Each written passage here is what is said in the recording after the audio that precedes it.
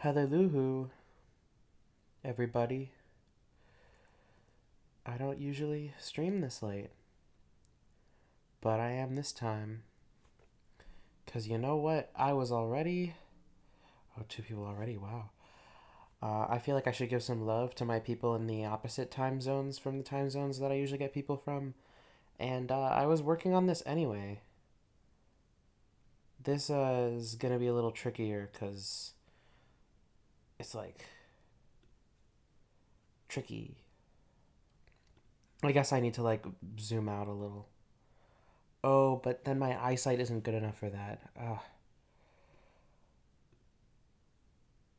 Oh no, that's annoying. That's annoying. Well, anyway, I once a couple more people get in here, or it seems like everyone who's here, or people who are going to show up. I will explain kind of what's going on here. It's just gonna be like names, you know, like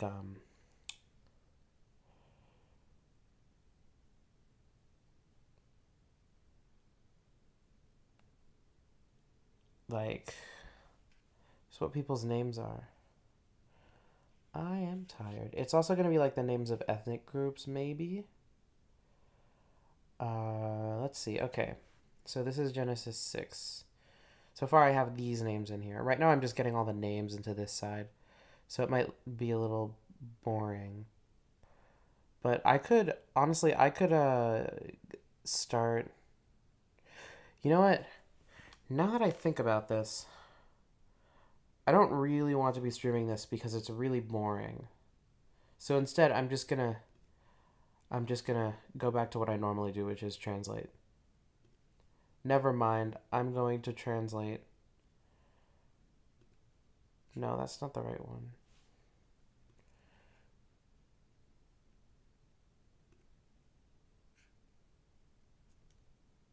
Wait.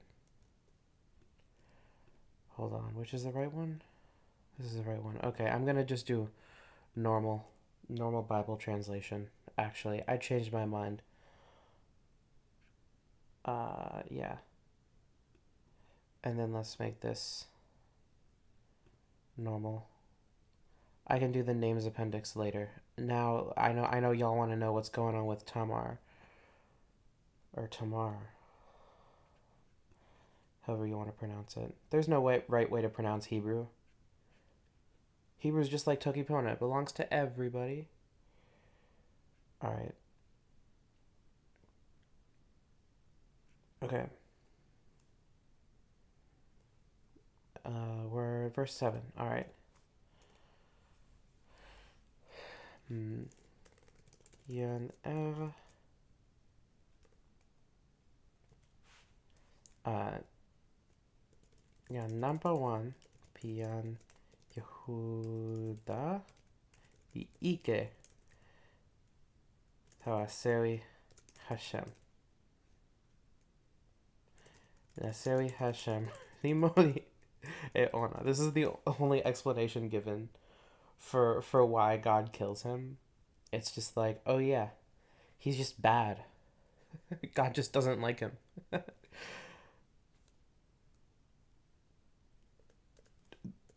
Really funny. And then this is where you get a really old like marriage law where if your brother dies and your brother is the firstborn, then you have to marry his widow, and then but like only if the widow hasn't had kids yet, because then now you're supposed to sire the line of the firstborn, so it still counts as the firstborn's line, you know. mm. Kind of weird, but okay. Also, I'm probably also gonna stream tomorrow, now that I think about it. um but I was just, why not stream my work right now? Yehuda. Wait, I misspelled that one. Did I misspell that one? Yeah, it's all long, long. I don't even know why I'm transcribing the vowels like that because it does not change pronunciation. It's just like kind of more aesthetic to have like this, you know? Half of the reason why I chose to romanize the way I did is for aesthetics, if I'm being honest with you all. And I would never lie. Yan onan. So this is come, the like to arrive to the wife. And the thing is that this is actually used the same way in Hebrew as it is in English. So it means to have sex with. So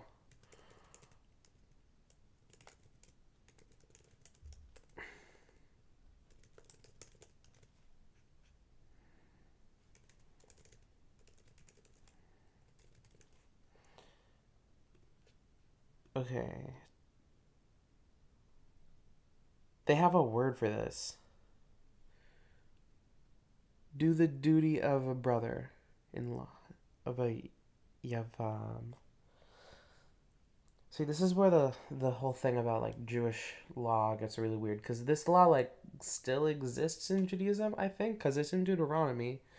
But I've never heard of anybody doing it. Maybe it's because like the firstborn usually doesn't die anymore. But like, God, I love water. Probably my favorite beverage. Yeah, yeah, it's my favorite beverage. Well, okay, I like a good last word, but besides that, water's my favorite beverage. Anyway, I'm kind of more interested in this word. Like, it's a noun. Okay, yavam is a husband's brother. So the word for a husband's brother can be used as a verb, and that means like to perform the actions of a husband's brother. And in this context, that means to marry your brother's widow. So that deserves a footnote. So, toki iwila opavi mi. Hold on. So it's like husband's brother.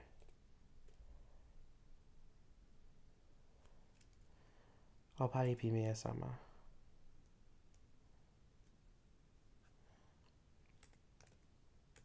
Pimi ni. Sama ni.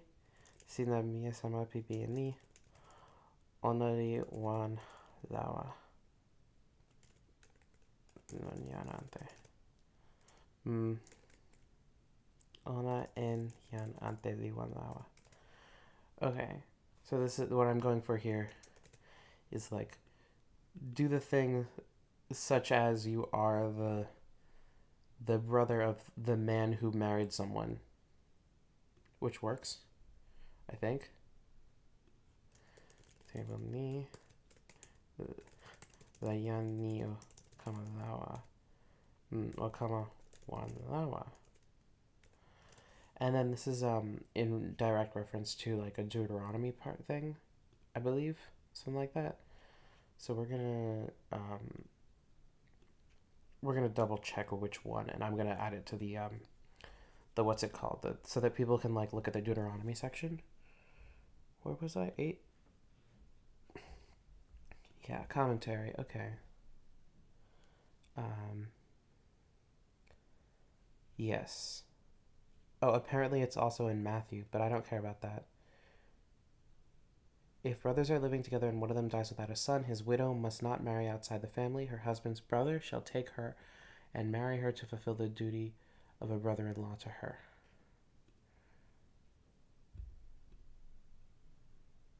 The first son she bears will carry the name of the dead brother, so that his name will not be blotted out from Israel. That one is really interesting. Because in this story, that doesn't really happen. But also, like, God kills this guy because he, like, pulls out every single time. It describes it in detail. However, if a man does not want to marry his brother's wife, she shall go to the elders of the town and say, my husband's brother refuses to carry on my brother's name in Israel. He will not fulfill the duty of a brother-in-law to me. And the elders of the town shall summon him and talk to him. If he persists in saying, I do not want to marry her, his brother's widow shall go up to him in the presence of the elders, take off one of his sandals, spit in his face, and say, "This is what is done to a man who will not build up his brother's family line. That man's line shall be known in Israel as the family of the unsandaled." Oh my god. This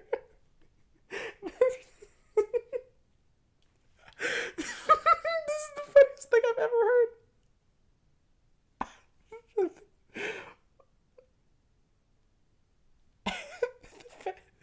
This is so funny. I didn't. Oh my god. Oh my god. Are you kidding me? Are you seeing this? Are you seeing this? Because the thing that happened before this was do not muzzle an ox while it is treading out the grain. And then it's like, if a bunch of brothers are living together and one of them dies, then another brother has to marry the widow. And then if he really doesn't want to, you talk to the rabbi. And if the rabbi says, the rabbi, and then the woman has to take the man, and then she takes off his sandal and hits him in the face, and is like, "Fuck you," and then his lineage is called the Unsand, the family of the Unsandaled. Oh my god! Oh my god! This is the funniest thing I've ever seen. This is hilarious. Who said the Bible wasn't funny? This is the funniest. I need to stop harping on this. What was the verse? Um. Oh, hello. Damn, I'm gonna get like completely different people because usually I stream like with a 12-hour difference. So I'm getting like all the other people in this stream that I normally wouldn't get. Okay, Deuteronomy 25:5. Wakana Sona Kin.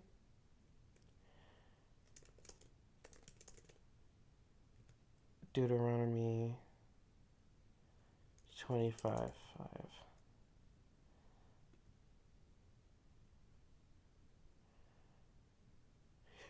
So Onan, well, Onan dies before he can have a lineage, but if he did have a lineage, his lineage would be the lineage of the unsandaled.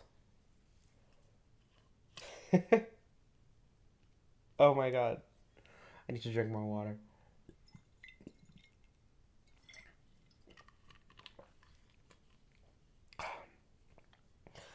My my bitch wife spit in my face and called me unsandaled.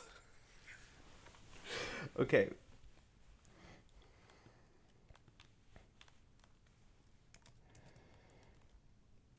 Kama yan kama tawayan sama sina. Okay. Yan onan isana ini. Kama ona litawada ona sama. Nila. Okay. If you are under the age of 18, close your ears briefly because this is graphic. I'm kidding. I'm kidding. I think that like there it's okay. It's the Bible, you know? It is graphic though. Nila onadi unpaemeli bian sama ona. And this is shichet. Just PL, right? Yeah. Spoil, ruin. It's used in nif'al, but then pa'al. Hold on. What is this? Genesis 38. Spoiled it. Okay. That onadi. Yeah. I think Weka is really good here.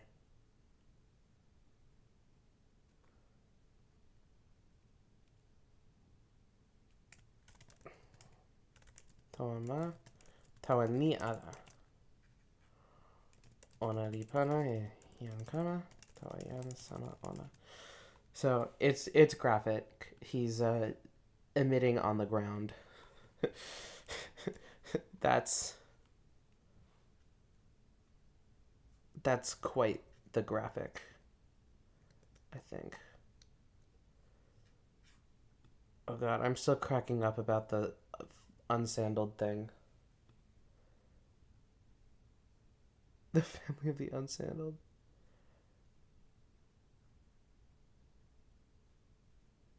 Oh, there's another. It's two men are fighting, and the wife of one of them comes to rescue her husband from his assailant, and she reaches out and seizes him by his private parts. You shall cut off her hand, show her no pity. Oh my god. Oh my god. Do not have two differing weights in your bag, one heavy, one light. Do not have two lingering measures in your house, one large, one small. Deuteronomy's crazy. It's like you gotta do this, you gotta do that. Oh, I need to y'all, if you stick with me for like the next, I don't know, year, I'll get to Deuteronomy, and that will be really fun. We'll have so much fun with Deuteronomy because it's just God telling Moses all of these crazy weird laws.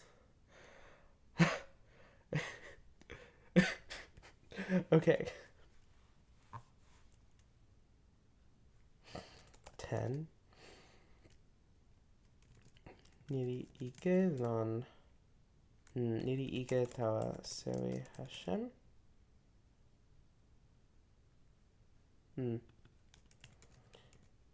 Pali ni ona hi ike tawa sewi Hashem. Na ona li moli e ona kin.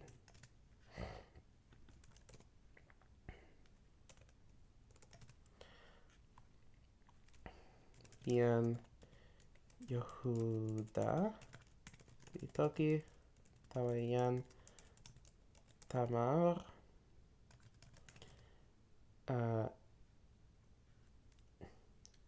Kalato, daughter-in-law, also where it means bride. Maybe ona. You feel like you should learn toki pona now? What makes you say that? I'm interested to know. Awen.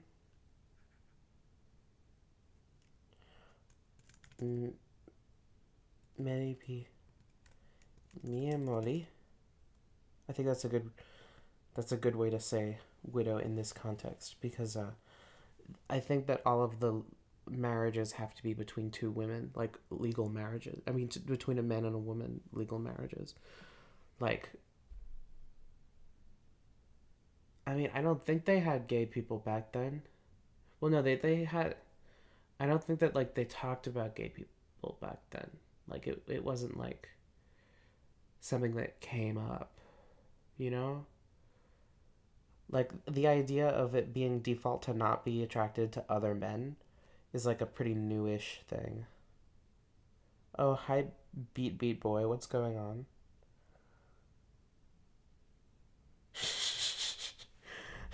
No, I mean like they had gay people, okay? Like surely, right?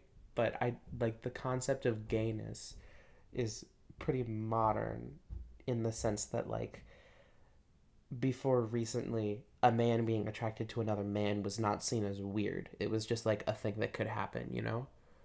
It's like the average man could be attracted to men maybe, you know? It's not something that people put into categories really. At least that wasn't the case for like Renaissance era Europe or the Arab world for like most of its existence, honestly, until recently ish. This looks scary because you're not crazy good at Tokifono. Well, the goal is that this is something that like you can read if you know any Tokifono, you know? It's not supposed to be easy, but it's supposed to be possible, you know? But I'm not done with it.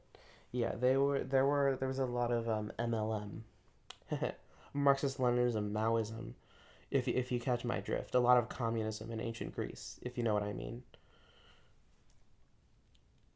Anyway, let's see. Lon tomo pi mama sina.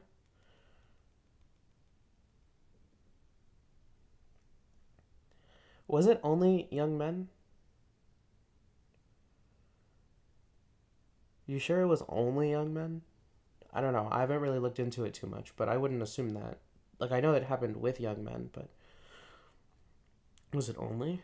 Anyway.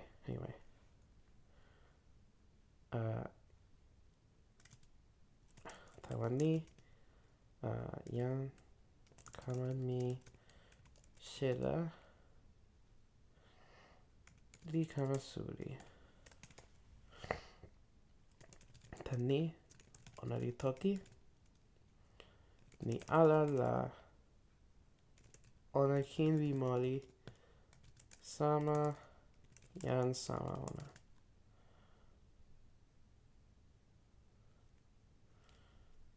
Yan. Hold on. No, I didn't skip a verse. This one's just really long. Yan. Tamar. The tawa. Awen lan tomo pi mama ona. Did they say who her father was?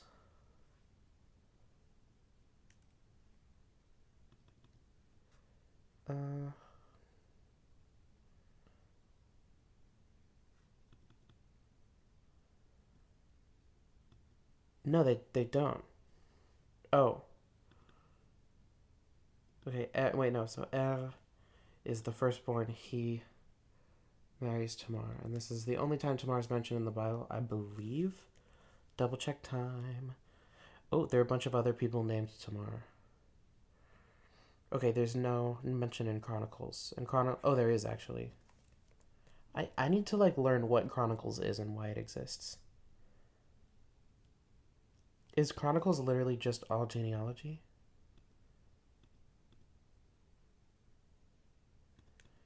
Because, like, it's so redundant. They already have this everywhere else. Yeah. Okay. What about Chronicles 23?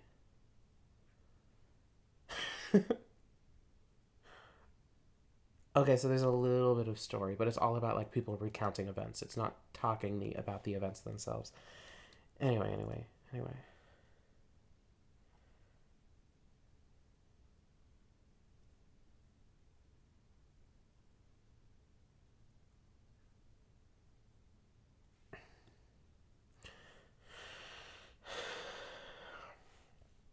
Let's see.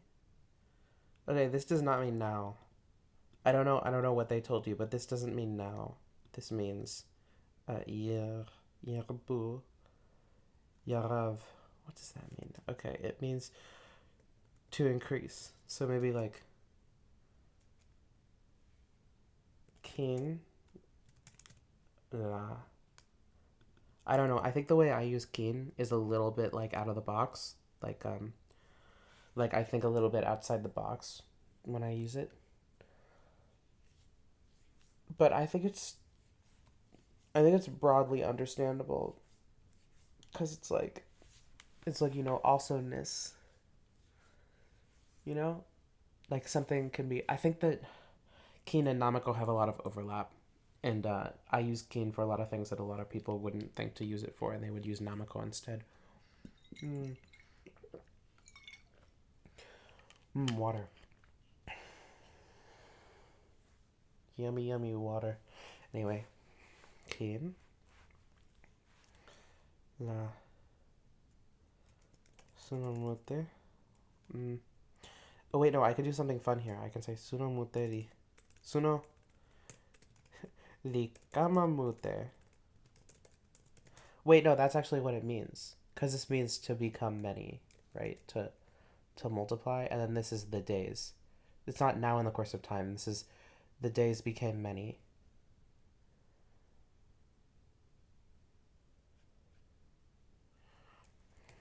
La Merikama Pian Shua. Okay. Nelipian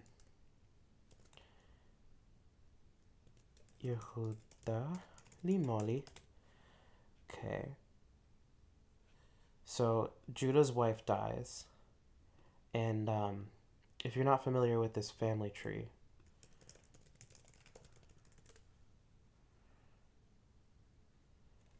I will show you the family tree. So it's it's the funniest thing here is that there's no incest, but it's still weird. No incest, it's still weird. Okay, this is an incest-free story.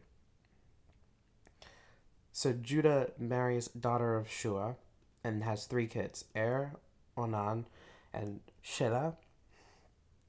Er marries Tamar.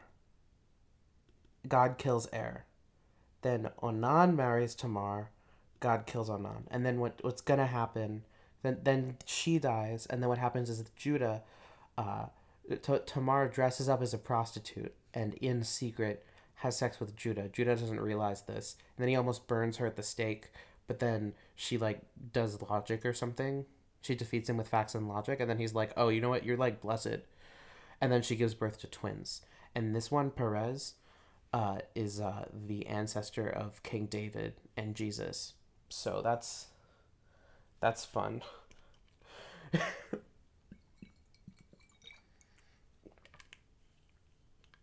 But like honestly, this is probably like the least. This is like the least. What am I looking for? The least incesty family tree. Like I recently. Hold on. Wait, I once I'm gonna turn off my screen so that I can pull up a family tree I made. I don't want like any personal stuff to show up. So I'm still here. The screen's black. Uh, I'm still here. I'm just pulling up a document. Hi, Kaz. Okay, so screen back on. Okay, all right. Ta-da! Here's a. Ignore the fact that the document is called evidence two.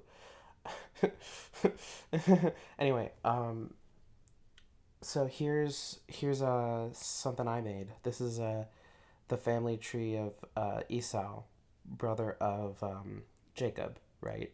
You know, Jacob and Esau. If you play The Binding of Isaac, you're familiar with them. Um, Esav and Edom both mean red, I think, in different ways. Anyway, let's look at this family tree. Sarah and Abraham marry each other. Nahor marries his niece, and they have a kid. And then that kid has another kid. And then that kid marries her, like, uh, if you go this way, it's like first cousin once removed. But if you go this way, it's first cousin twice removed. Also through both parents. So, like, if you really think about it, all of these people, the only man that they're all descended from is this guy. That's their only. So Isaac's only grandfather is this guy, and uh, her only great grandfather, paternal great grandfather, is this guy, and then they have a kid, and then this kid marries his one to his second. No, his half cousin, half cousin. Yeah, because Abraham also Ishmael is Hagar. She's Egyptian, so Ishmael is not incest, but Ruel is super incest. You know. Um, yeah. So this is a lot of incest going on everywhere. And then I really like the genealogy stuff because these diagrams are really fun to make because of how fucked up and weird they are. Like, look at this. There's no way this is normal. Like, oh yeah, my name's Milcha. I'm gonna marry my uncle. Anyway, anyway, anyway. Bye, Inkscape. We are in Genesis 38. I'm the goat BTW. That's good. Glad to hear it. Okay. So he was. So his wife died and he was comforted. This is in order to understand why it's saying his wife died and then he was comforted. We need to look at the cantillation marks. So over here we have an etnachta, a little wishbone thing that says that this is super unrelated to the next word. Over here we have a rivia, which is a little diamond. That says it's pretty unrelated to the next word, but like it's not as strong an unrelation, you know?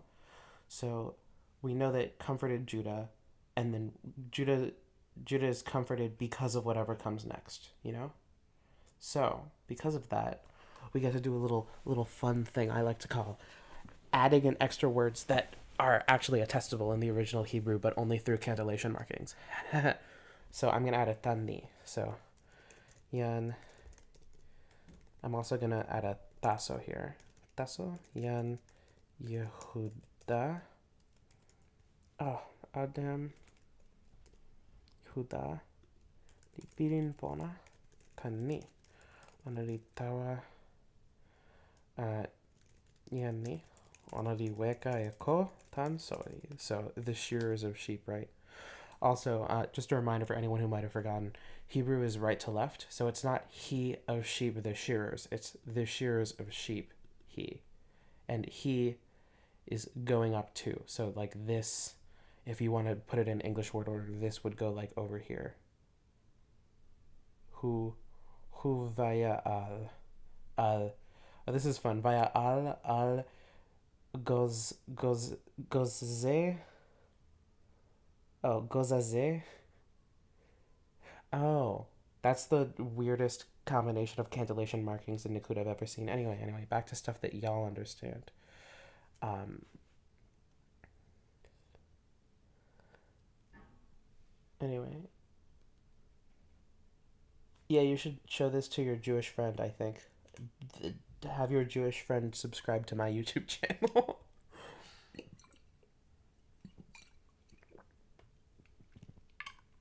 Oh, God, I cannot stop drinking water. It's almost like it's like super duper important for my health to be drinking, you know, because of how much water is in my head. You know, one of my friends said that their favorite psychoactive chemical was water, and I had to explain to them why water is the least psychoactive chemical. It's just the least psychoactive chemical. It's lack of water is psychoactive. You know, dehydration has more psychoactive effects. Water's like anyway. Um. Oh, this is annoying. We have a rivia over here, and then we have another rivia. So we can't see what's more connected to what because it's all rivia, you know?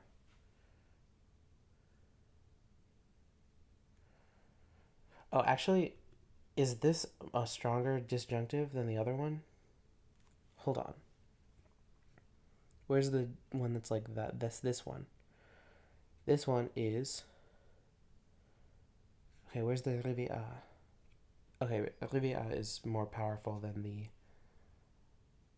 What's it called? The pashta. Hmm. Water is psychoactive and makes me feel happy. Okay, then kittens are psychoactive because they make me feel happy. The psychoaction is like when things trigger neural receptors. Water does not do that. Water makes it possible for your body to function as a body because chemical reactions like kind of don't happen without water most of the time in the body. Like we are wet beings. The chemical reactions that happen in our bodies cannot happen without water everywhere. So, kind of important, you know.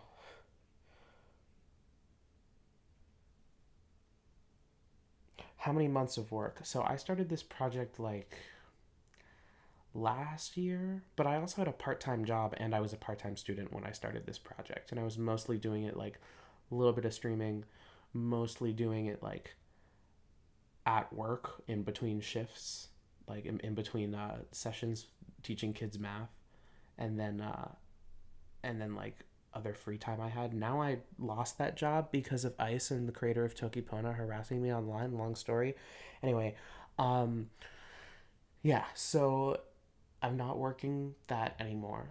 So I have lots of free time. So my progress has been much faster. I've, in several ish months, gotten up through chapter 38. But I will say that I think my speed has kind of sped up. Um, like in the beginning, I think I did like the first four chapters. It took me like a couple of weeks.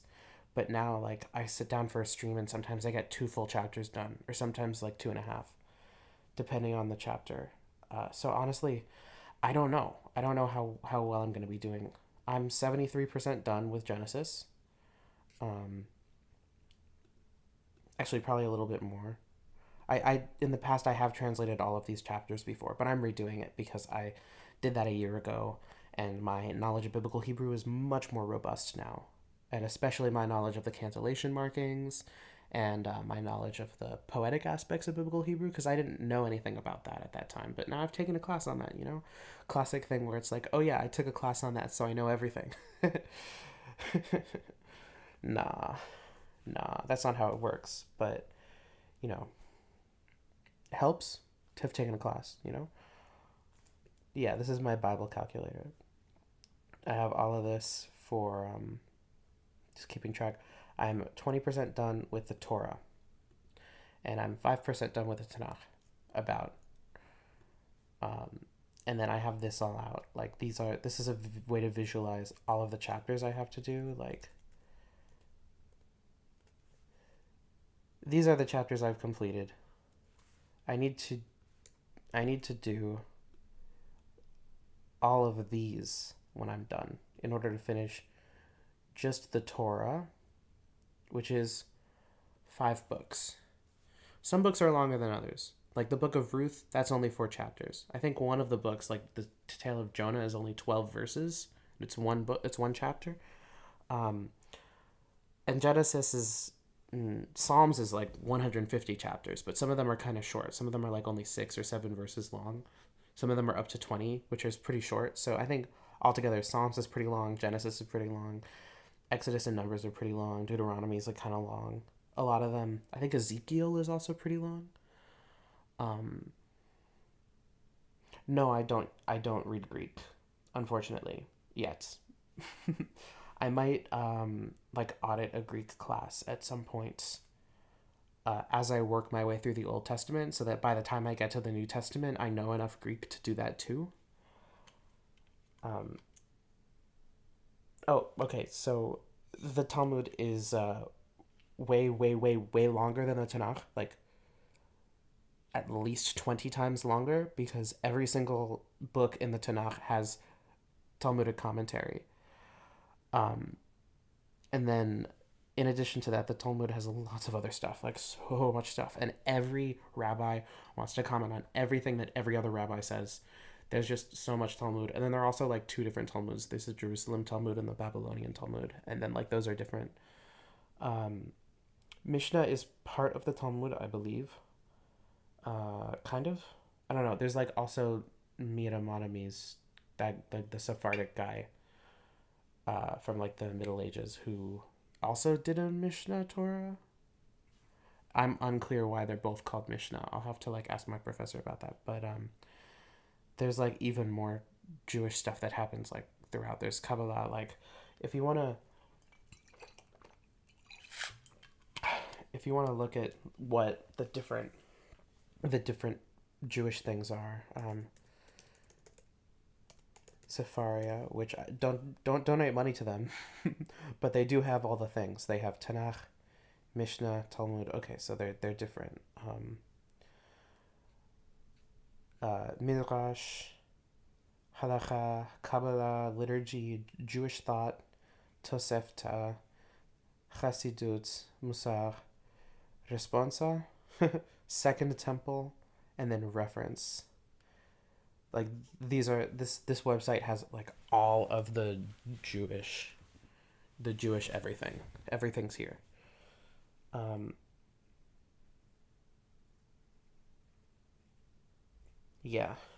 Um, So if I wanted to keep translating Hebrew into toki pona for the rest of my life, I would the biggest dent I could make in this would be 1% maximum, I think. Cuz like after months and months and months of work, not months and months and months, just months and months actually. I've only put a 5% dent in the Tanakh. So, and then also this has like resources I can use for translation for a lot of these. Like if I wanted to just jump somewhere random in Talmud, right? Like I don't know, this one. Let's go over here. I don't have like a grammatical gloss of this. I have to translate it myself completely. I like here I have a gloss that tells me like what part of speech and what type of verb all the verbs are, and like the grammatical breakdown, and it also like lets me kind of glance at it and see really quickly like, oh, I know that word already, but I know what it means because the English is right under it, or I don't know that word, let me double check what it means, you know. I can do that much faster when I have this gloss over here, right here. I cannot do that with other books, so those would also take me longer to do. Um, Also, their Hebrew is different from the Hebrew that's used in the Bible. It has some Aramaic calques. It's kind of like a lot of it's like weird Hebrew, not like as weird as the Dead Sea Scrolls. That's a whole other thing. Oh my god, the Dead Sea Scrolls, they just like put words next to each other and like are like, okay, you figure out how they're related to each other. It's really funny. They don't use any grammatical particles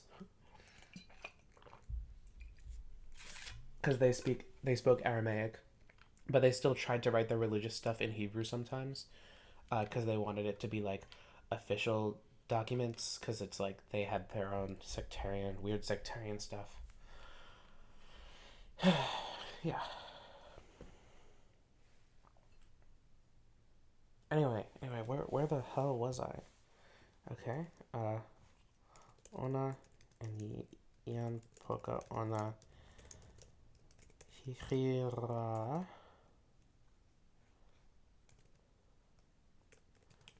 P Kulupu uh Andulami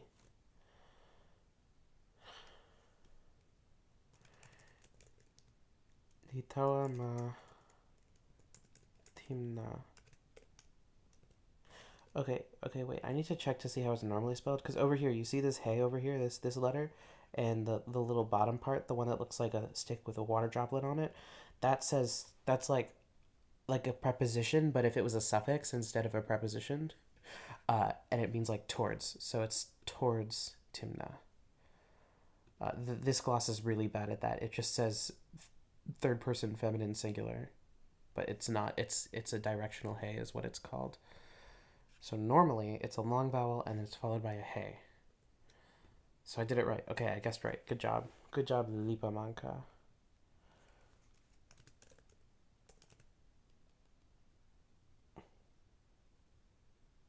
Did I roll my R's? Wait, when did I roll my R's?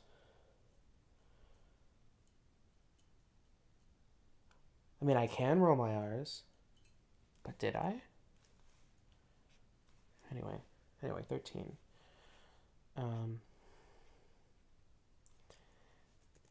Toki di Tayan Tamar.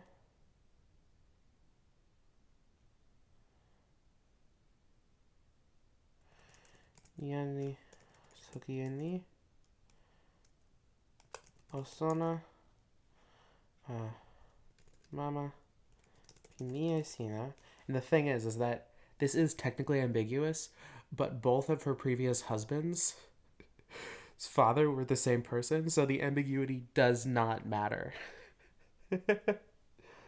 Really funny. Cause because the parent of your brother is the same guy. I'm sorry, the parent of your husband is the same guy for both of her husbands. Ah, I love this book. See, this is how you think about context in Toki Pona, right? Because the person who's reading this will know that, ideally, if they're paying attention, you know? Tamam, Timna. Li uide weka eko. Tons. Soriko. I don't need the ko there. How many verses do I have to do for this? 30. Halfway done. Think I can finish it in this one stream? Think I can finish all of Genesis in one stream? No, I don't think I can. Think I can finish up to Genesis 40? I don't know about that.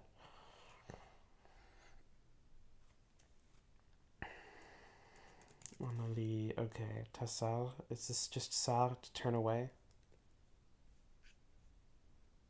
Yes, okay. Onali wega and then ona pi moli mie. Tan ona. Sama li vatras ke li len e ona. Okay, I need to know more about what this veil is in Hebrew in order to know how I'm going to describe it. Rapper shil veil. Okay, I think I want to use selo here. Okay, then selo. The awen lon open pima enayim ni onalizan nasin tama ni onali tama timna ni onali looking ni. Oh, I missed this last time I translated this. I don't think I was paying enough attention. There's some drama here. And Shela li Suri.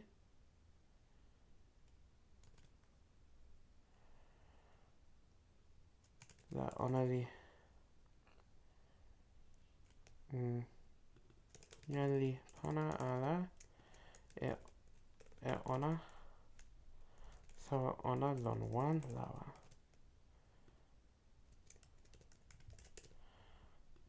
So ona Shela. See, this is a way I like to disambiguate sometimes when they use a pronoun in here, but I want to translate and I want it to be like more clear. I'll like use the name to modify the pronoun instead of a normal head noun. I think it works. What are people gonna do? Get mad at me for that? That would be weird.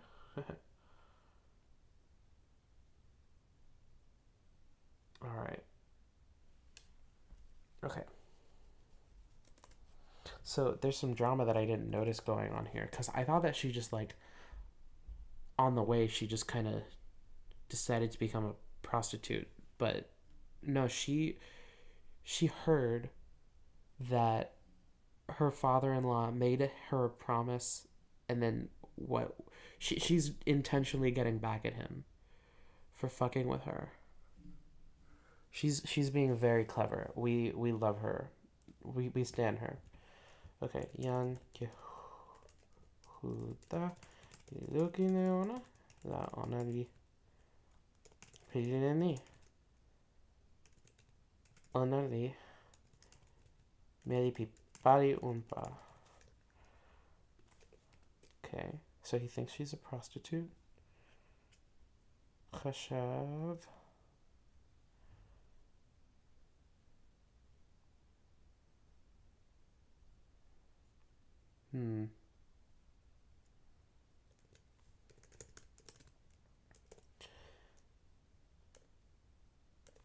Yeah, okay, that's a good translation. Perkei Avot. What? I need to check what that is. Perkei Avot.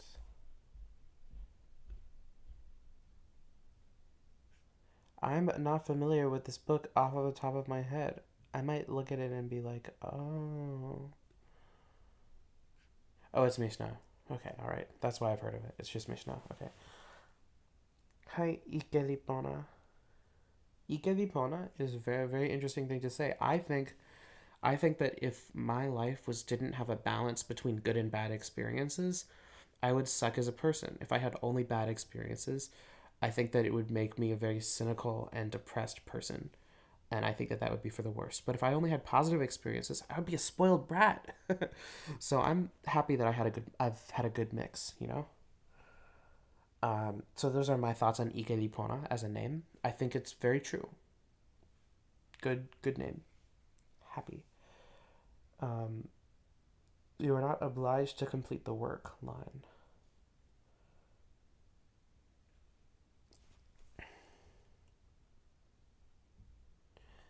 I think it's mm, too much negativity. Negativity is a bad thing, but just a little bit of negativity is really funny. You know, it's kind of like sexism. I'm kidding. That's a joke. That's an inside joke, to be clear, in one of my friend groups. That a little bit of sexism is funny, but a lot of sexism is sexism. But then you replace that with other things. A little bit of negativity is funny, but a lot of negativity is sexism. Oh, I forgot how funny that joke was. Okay. Honey, ona liten sin pin ona. Someone's giving me flushed emoji reacts. How is that one of the only five that they offer? That's weird to me.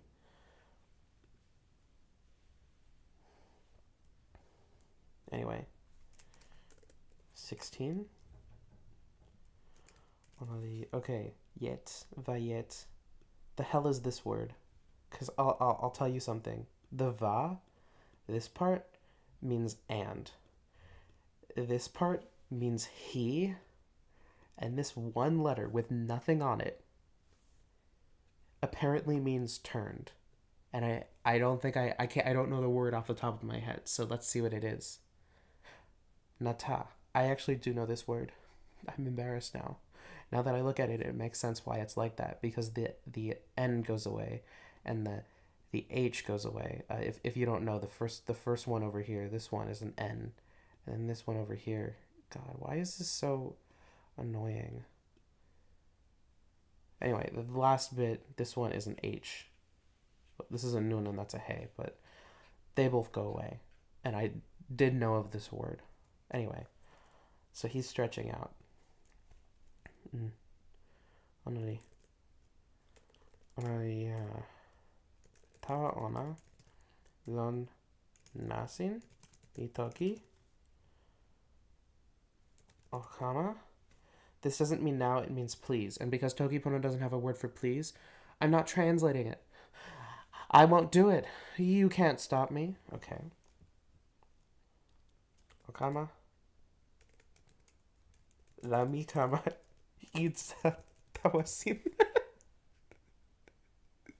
Sina kama la mikama slash calc. Mi unpa esina. Uh, I will add a footnote because it's funny. Mi unpa loni li samanimi kama. So the word for to have sex in this context is to come, like to arrive. And it's also the same word that's used over here. And I think that that's funny enough. I mean, it's poetic in the original Hebrew because it like uses the same root to mean two different things, but it's funny.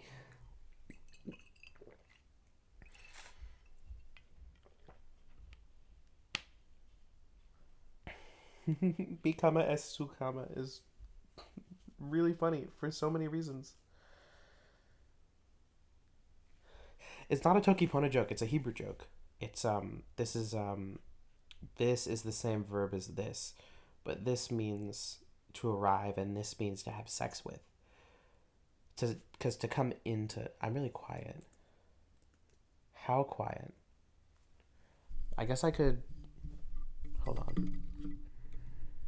Is this any better? Cuz it's in the yellow. This is like good. I might be quiet for you because your device's volume is turned down. potentially. But I've okay, that maybe that's a little bit too much. Okay, I've changed the settings to make more loud, but I don't think I'm that quiet, if I'm being honest. Look at my beautiful family tree. My beautiful family tree. See, I had to add these lines because the the the Tanakh will relist names and make you figure out who is the same person as who. Like over here, for example, Timna over here is a chief of Esav, so he's going to be a man, right? But then this Timna over here is the sister of Lotan, who separately is described as the wife of Eliphaz and mother of Amalek. And this chief of Esav is not this woman who isn't even descended from Esav. You know what I'm saying? You know what I'm saying? So, like, I needed to figure out what to put here. I also was able to figure out that Teman is the same as this Teman, because he's described as a chief twice. But then a lot of these other people just aren't mentioned anywhere else. Like this guy, Magdiel Pinon. I think there was actually another one that I forgot to draw a line to. Which one was it? It's full? No. Anyway.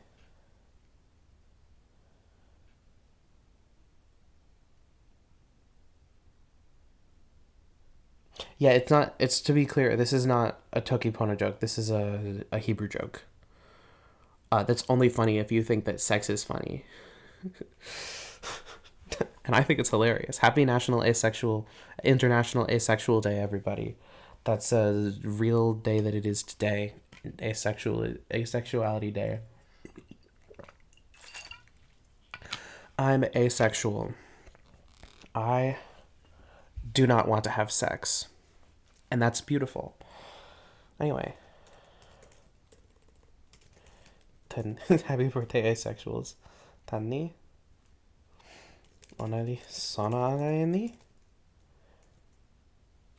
Onali Meri Pimia Kamaona.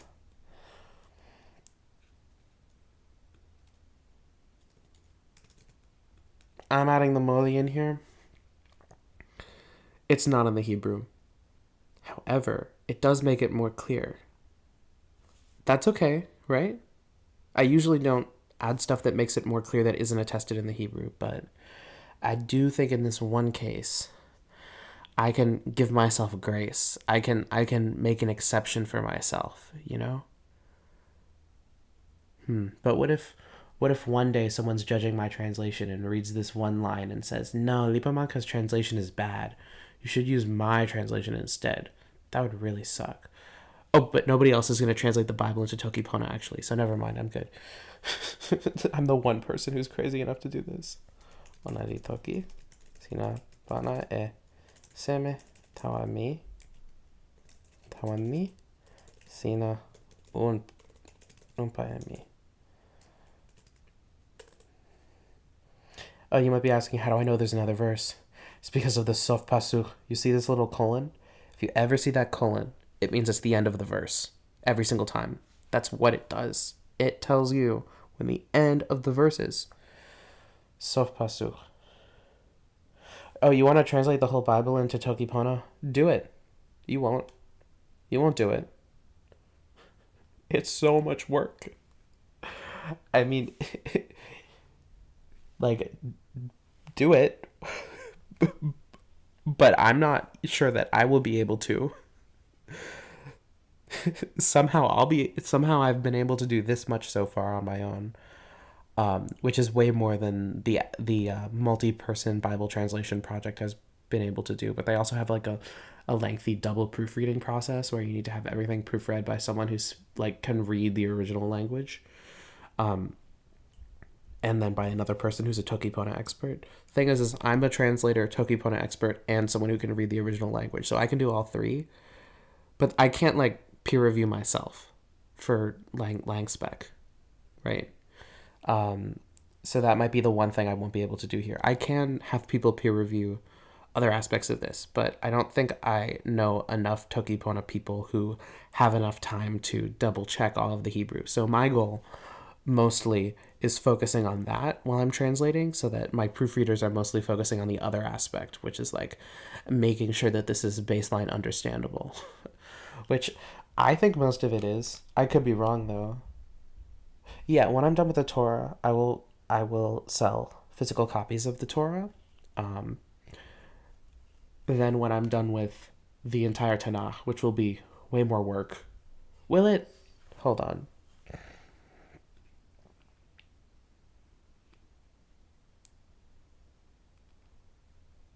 Hold on. If I just if I just like fuck around real quick, I'm gonna undo all of this. But if I just like if I just double check to see how much of the Tanakh the Torah is.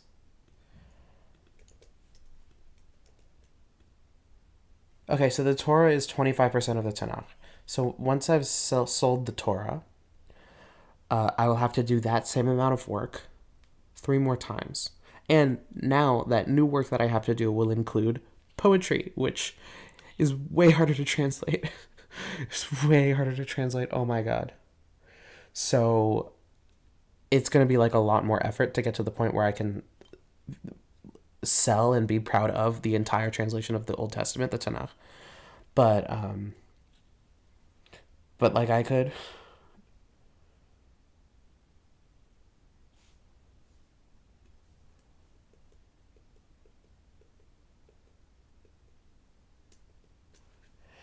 Anyway, how many verses into tomorrow am I? 16? 16. Great, how am I doing now? 74% done with Genesis. Okay, the thing is like I deserve money, and this is like a lot of effort into a project, and I'm going to sell it at a profit, and I deserve that because I actually put work into the things I want to sell. And it will also be available for free online. And I will encourage people to look at the online version before they decide to buy a physical copy.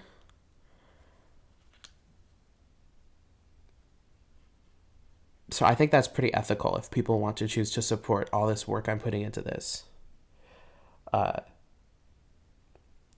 Yes, I'm chugging water from a glass bottle.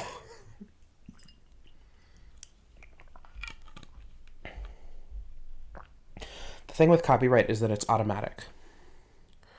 So if I don't put a license on anything, it's automatically copyrighted under my name if I made it. So all of this is copyright Lipamanka, all rights reserved already. So I don't have to do anything.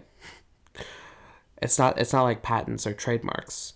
It's creative property. So legally, this is all copyrighted under my name.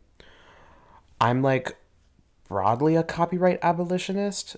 However, in this world where people will just fucking sell your work as physical books, or maybe not you, but me, this happened to me recently, I will be putting a non-commercial license on my project. So it's not going to be public domain. It's going to be like attribution, share alike, non-commercial. That's the license I put on all my work these days to prevent people like the creator of Toki Pona for publishing my work without informing me beforehand, and then just like not like selling it in a physical book. Anyway, that's a whole other story. That is a real thing that happened though. But anyway, so Tamara's asking, well, what are you going to pay me if you're going to have sex with a prostitute? And then he says, Anari toki. Me? Pona? Nah, it's technically legal because the license I put on the work was it was not a non-commercial license because I just assumed that nobody would just take it and like sell it, you know? But then that happened.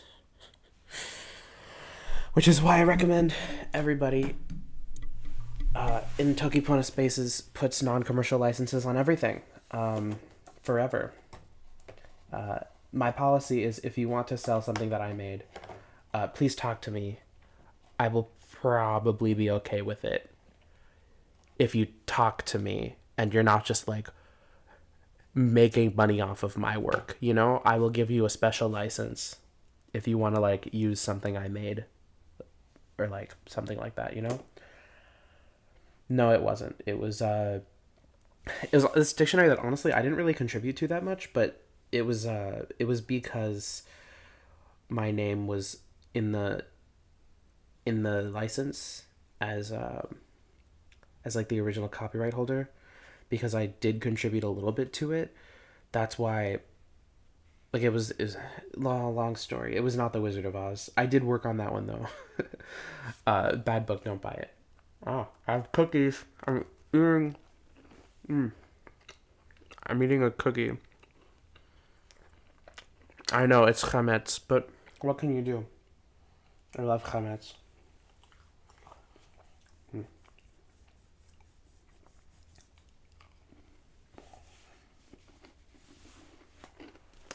Peanut butter cookie.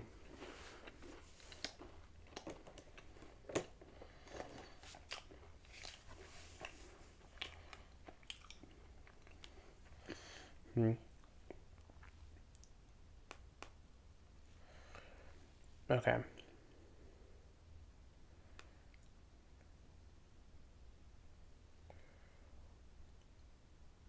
Wait.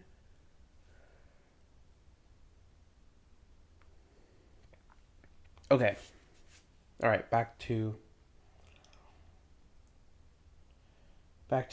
trans get it lation. Honestly, peanut butter is kind of like, it's good, but it's not like all that, you know? It's like all peanut butter tastes just like peanuts.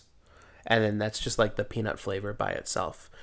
You know, it's like I'm not going to just like eat a can of chickpeas like more than once a week by itself. Like my maximum is once per week eating a can of chickpeas with nothing on it.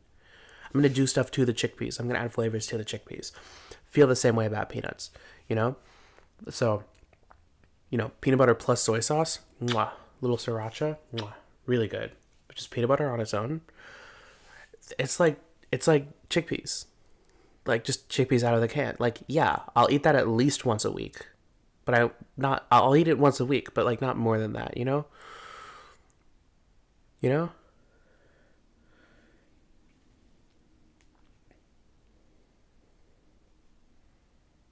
Still thinks it's three the largest number is a funny joke.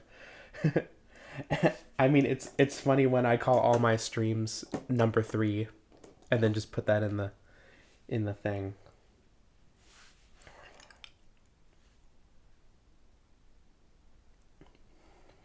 For a little YouTube in Tokipona, do I have any advice for writing in Tokipona? Okay. My advice is to focus on making something, seeing how it is, getting feedback from people.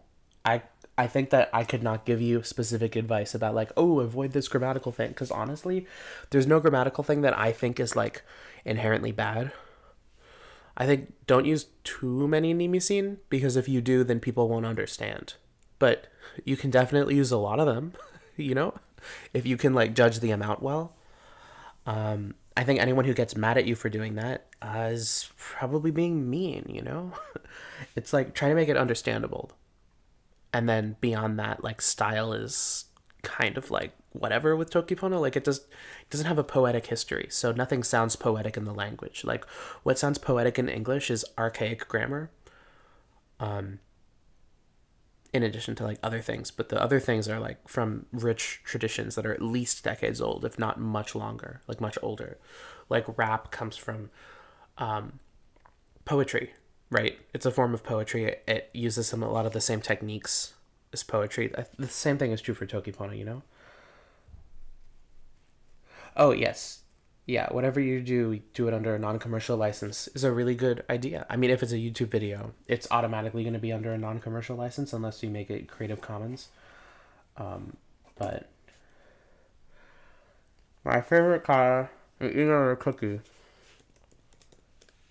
Is my favorite color. Hockey, the pike. I love the pike. Look at that guy. What a guy. Hey hoy hockey. I don't know how to speak Finnish. Na na na na na na na na na na na na na.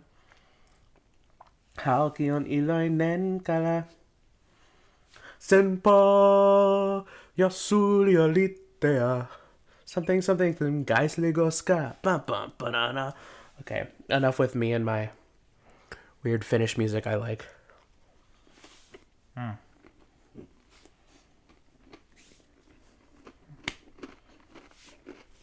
Oh, another one.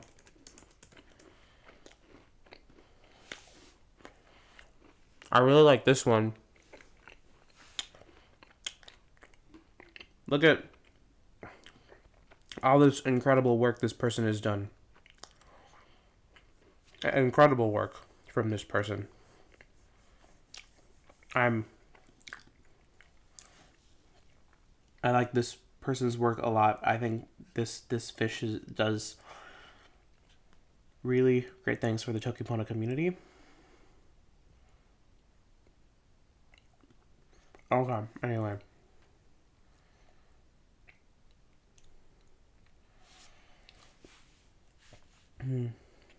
Mi pana. Well, it's send, so it's like mi tawa e. Okay. Gudi. Does that mean young? No, that means goat. And then izim means goat. So a kid of goat. It's like saying a kitten of cat. I will send you a kitten of a cat. That's really funny. So lili.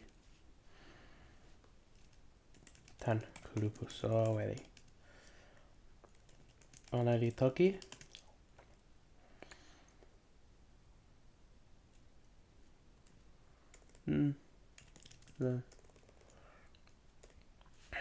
Okay. Im always confuses me because im can mean like 20 different things. Like it usually means if, right? But like it's like look at all the things it can do. It's like an interrogative particle. If it's in like a pledge, it means I will not. Like I pledge not to, but that's like a pledge only grammatical particle, and it's like the same particle, but over here it's like, is this the one I'm doing? Okay. Okay, so this is just an asking a question. Sina pana ala pana e. And then I'm going to figure out how to say that word in a little bit. Tawadi. Sina pana. Ano seme. And it's it. There's no it here. It's just until you send. Now let's figure out how to say pledge. So I take it that this word is mostly like collateral, you know? I think we can just use io.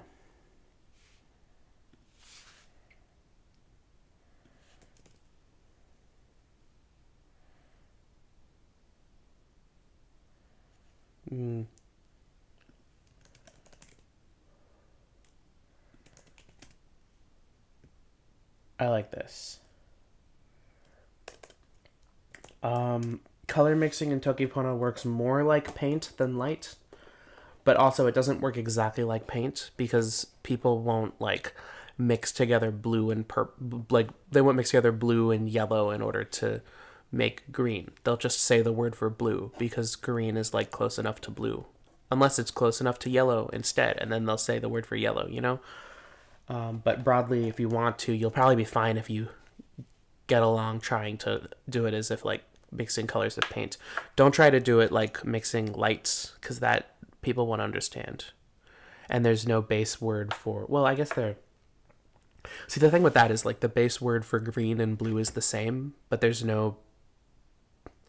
And then there's an extra base word for yellow, you know? I guess like if you were using RGB, like the green would be yellow, like was the toki pona you would use in that context, but like it's still weird. Wine Dark Sea is pretty fun. Yeah, you can do Wine Dark Sea, stuff like that. Because like wine is pretty dark, you know? It's not like a white wine. It's probably like a red wine, you know? Like white wine is a. Contrary to popular belief, white wine is not wine made from white grapes. White wine is wine made from peeled grapes, and or grapes that have been fermented without their skins. And red wine is made from grapes that have been fermented with their skin. This is what my dad, who's a wine person, has told me. I have not actually researched it myself. He could have been lying to me. Who knows? Yeah, we love Homer, I guess. Pona toki.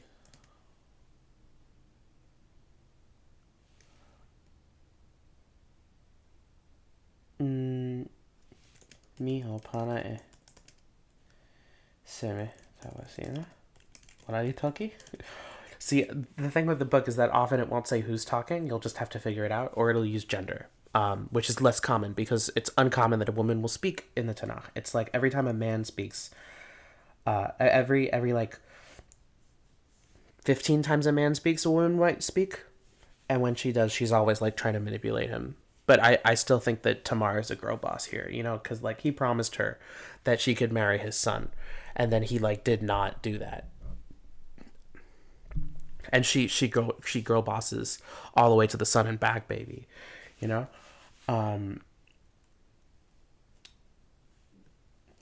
So, onali toki, mi opana se me tawasina. Onali toki. Opana e. So this is a signet ring. So he has a ring on, you know. Opana e. Sikeruka. E linea. E parisa. E linea sina. E parisa. So these are all. This cha at the end of all of these words means your. You can just kind of futz the word a little bit and then put cha at the end and it means your thing, you know? Can't do that in English. I can't say like, subscribers cha to another YouTuber when talking about their subscribers to mean your subscribers. That would be really weird because English doesn't really accept that grammatical feature. That's like not a thing that would make sense to an English speaker. Even if they spoke Hebrew, because the thing about Hebrew is that modern Hebrew, like they use shell for everything. Well, I mean, like they might still say like subscribers cha, but like why not just say like subscribers shelata? You know, I don't know. That's the other thing is that if you want to speak Hebrew to somebody, you will not only need to gender yourself, but you will also need to gender the person you're talking to. So none of my Israeli non-binary friends speak Hebrew at all. It's kind of an evil language. But I have to take this class. Anyway. Parisasina. Ni. Onalilon. Ruka. Sina. Onalipana. Tawa ona. Li unpa e ona. La onali kama. Yoinsa. Tawa ona. I've been using kamayo insa consistently for this entire translation to mean like to become pregnant. I think it's a really good translation. I think I'm cracked at this. I think this is one of the few things I'm truly cracked at. Like look at the breadth of my translation. I like just keeps going. It's like I got Genesis 1 through 10, I got Genesis 11 through 20, I got Genesis 20 through 30, I got Genesis 30 through 40. Soon I'm on Genesis 40 through 50. Super excited for that one. Because then it means final stretch. Also means that it's all in Egypt. That's pretty fun. Story of Joseph is really interesting. I really like the story of Joseph. I talk too much. Wait, no, this is my YouTube stream. That's the point. Oh wow, I have 11 people watching me. That's nice. Ona meri, likamasewi, litawa, liweka e. And then settle ona. Wait. And laid aside her veil upon me aleha. Okay, this one's weird because me means. Hold on. Me means from. Al means upon. And then eha means like her. So like from upon her. But this just says upon. I'm beginning to think that the gloss might not be actually accurate to the original Hebrew, and therefore using this to translate directly from without any knowledge of Hebrew would be a bad idea, mayhaps. Anyway. Pana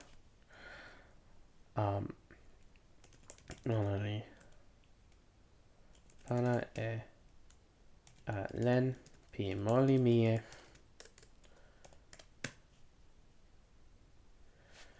How many wait, I could just check this.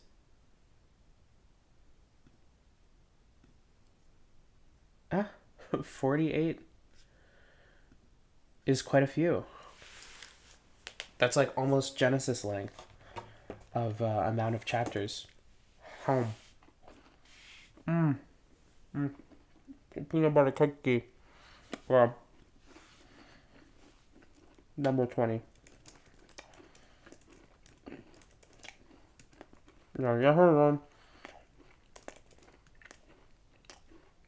You pana. So what do you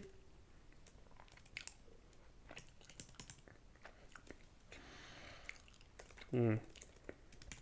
Luca, pian, poka, ona, pikulupu.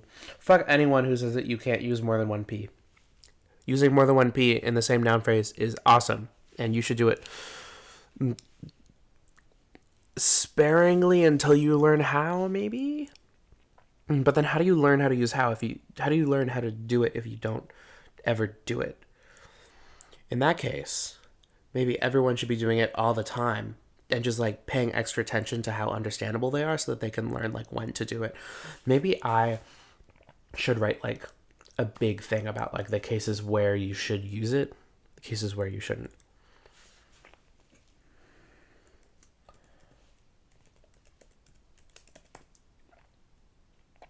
Hey, I've been using nested P for like over a year, at least. I think I'm like one of its biggest fans. I should make a nested P guide because there are ways to do it that make things super ununderstandable. Like if the first time you're talking about a thing is one extremely long noun phrase, nuh-uh, don't do it. However, if you want to say like something belongs to a person who's from an ethnic group, I think that's fine, right? Because like people often will just like glaze over that kind of thing anyway. You know, like if it's the kind of thing that you can glaze over, then you can add an extra P phrase. You know, that's one of the things. I do need to make the guide. There's like a lot.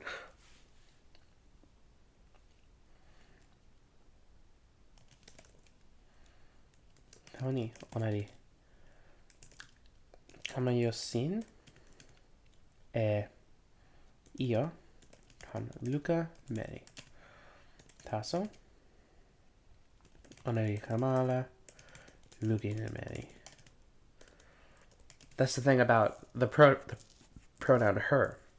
That even if it's like literally affixed onto the verb like that, I can use meri instead of ona and toki pona. Why not? That's like part of the meaning of the pronoun her, right? So I can just use medi,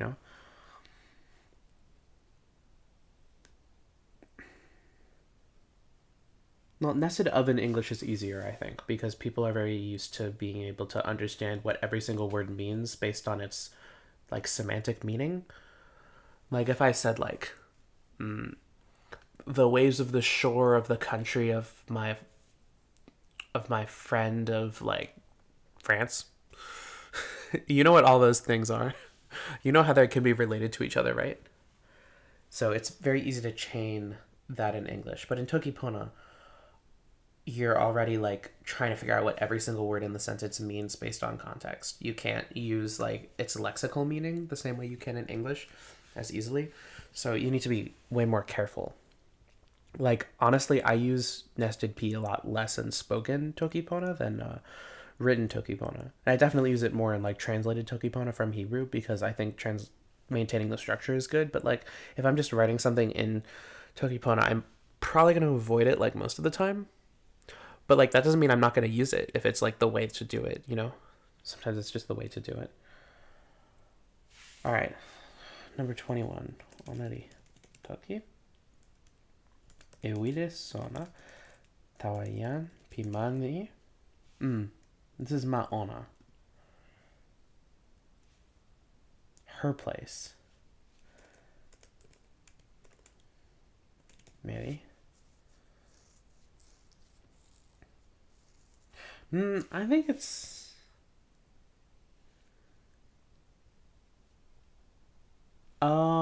High King of the This and Lord of the Wastelands. Yeah, that's not really nested.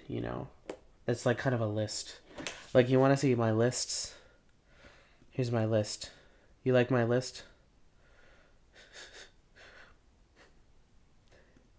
Yanlawa Korak, Yanlawa Gatam. This is the same thing as my family tree, actually. I was having trouble figuring out what this was, so I had to make a visual for it. And you know what? This is probably going to go in the book when I publish it. I mean, I'm going to like doctor it, make it better. I might like only do this part. And then this part so that you can see that like these two guys are the same as like these two guys probably. I'm also like making sure that I'm double checking all of this with like official sources, like good sources, like academic biblical commentary and medieval Jewish scholarship. I don't really trust Christian commentary that much because they try to make everything about Jesus, and Jesus didn't even exist.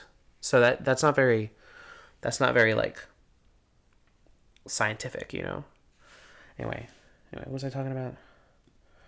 Oh yeah. Okay. Toki ni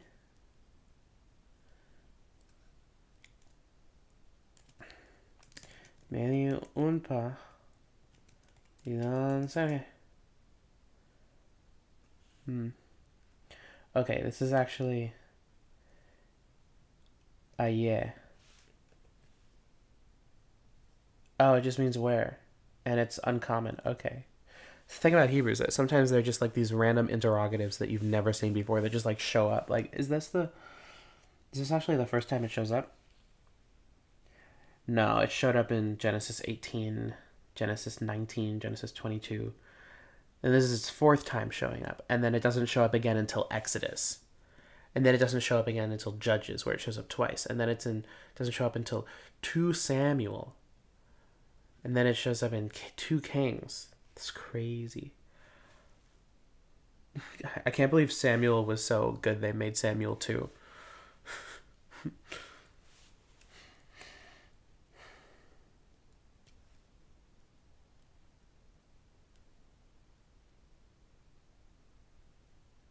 Biggest nightmare is when you only have Christian commentary. So true. It's like they're always like, oh yeah, and of course Mark is relevant to this. No, he's not. How is Mark relevant to something that was written before Mark existed? Like, no way in hell God, well, I mean, maybe God knew, but like, no way in hell, like, the writers of the Torah, like, Mark's existence was relevant to them and what Mark's account of what Jesus said or did. This is stupid. That's just like dumb and stupid balls and stupid. That's like dumb.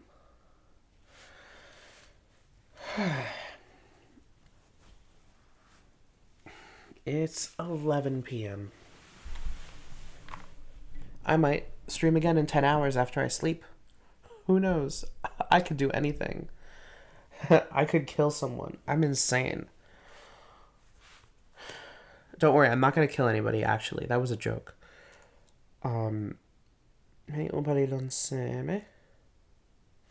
Okay. This is a conjunctive. That's a conjunctive. That's a conjunctive. That's a conjunctive. That's a disjunctive. Why? Okay. All right, I'm going to double check all of those to see which ones are actually conjunctives because I think they all are, but like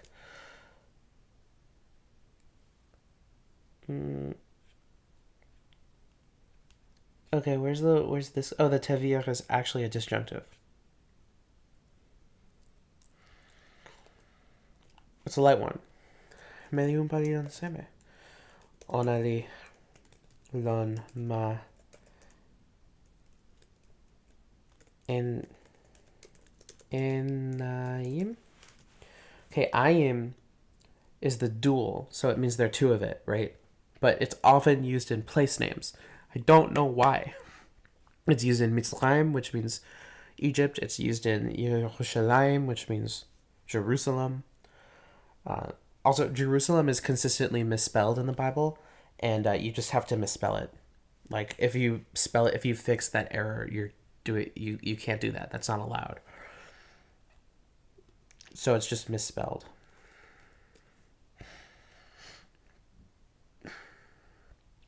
Okay, I don't get that because like ayin ane already means eyes of, like anim, enaim. Where does the name come from? It does not come from ayin. No way. Oh, maybe it is the dual. Oh, it is the dual. Oh, okay, I was wrong. Yeah, no, it is. It is. So the place is called Two Eyes. Okay, nice. Anyway. Non pokanasin. 22. Oh, wait, no, I'm not even at 22 yet. Okay. Onari toki. Mani la meli un palidon ala. I'm like steadily making my way through this. Why misspell it? Because there are no mistakes in Torah, so you're not supposed to correct them, Even though it is ostensibly a mistake. The way it looks is like... Hold on. Maybe Wikipedia has this.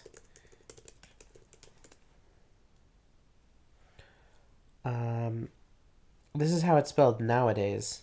That's how it should be spelled. But... etymology. You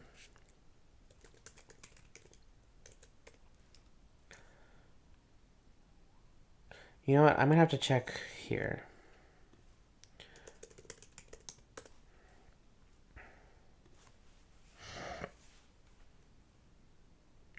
Okay, let's just go here. Joshua. Where is it? So you see how this lamed has a dot and a line underneath it?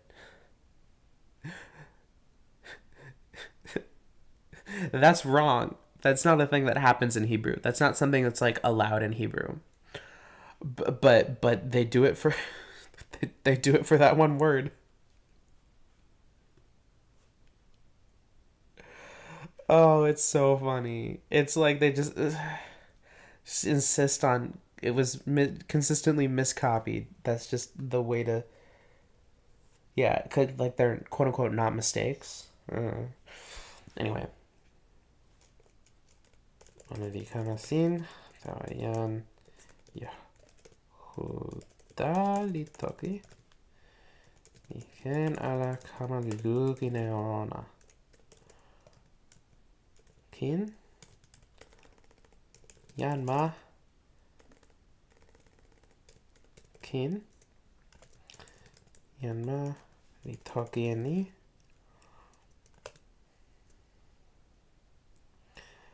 meli pipali unpa. I missed that in the previous one. Hold on. When do I say meli unpa? Okay, here meli unpa means concubine. This is in Genesis 22. And here yana jana. Wait, jana. Anyway, here meli unpa means sex slave, essentially. But like, she's the slave of a woman, but she's supposed to have sex with a woman's husband. Kind of like a surrogate slave, like for surrogacy. I don't know. Bible's whack, and it's kind of bad that there was slavery in it.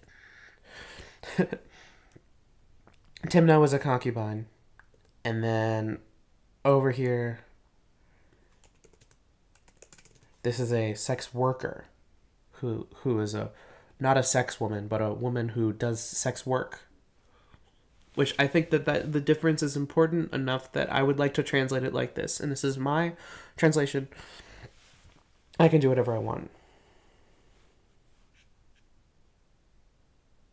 Oh, yeah. Why is there a method of digitally displaying that is specifically to display the misspelling of Jerusalem? That is the canonical biblical spelling of Jerusalem, which is weird, but, you know, I think it's really cool that the text of the Tanakh has stayed almost entirely the same for nearly 2,000 years. We have Dead Sea Scrolls almost 1-to-1 matchup. Not 100%. The, what's it called? The apparatus? Critical apparatus, which like tells you what different texts or different manuscripts like disagree. Almost never mentions the Dead Sea Scrolls, but it mentions all sorts of other more recent versions of the Bible that do differ. Like the Greek version differs, the Aramaic version differs, the Syriac version differs, the Slavonic version differs. I think the Ethiopic version differs a little bit, but not like too much. I don't know how much of that shows up in the critical apparatus. I don't know how much white people care about it, you know? I care about it. I would love to take an Ethiopic class, which is Ge'ez, which is ancestor of Amharic, which is spoken in modern Ethiopia, and still used as a liturgical language by Ethiopian Jews and Ethiopian Christians. I would love to learn that language, like to read it, you know. That way, I could translate the Book of Enoch into toki pona, and that's like a good 80 chapters. It's like the longest book. It's Apocrypha. Outside of Ethiopia. But it's really, really cool. And I love it. Anyway, back to here. The Ron Ala. Mani. 23. Yan Yehuda ni toki. Keneni. Wait, let her take them. This is Tikach Ona O Kama Yoe Ona Tala Ona Sama. This is why I always double check, especially when I'm tired. I like do a double take every single time I translate a word, because like let her take them. This is actually just means she will take them, you know, or like she shall take them. So this is ona o kamayo. Like this is, if it's imperfect, you can do ona o if it makes sense, like based on context. That's something that the imperfect aspect can do, because Hebrew only has like two aspects, perfect and imperfect, and then it also has participles, but those can like be nouns or adjectives also, but then they can still be verbs, but they're like not really used too often as verbs because you can't do the vav conversive. The vav conversive is like, if you want to say like, and this thing happened, you have to like switch the aspect around, and you can't do that with the participle. Anyway. Anyway. Tawania.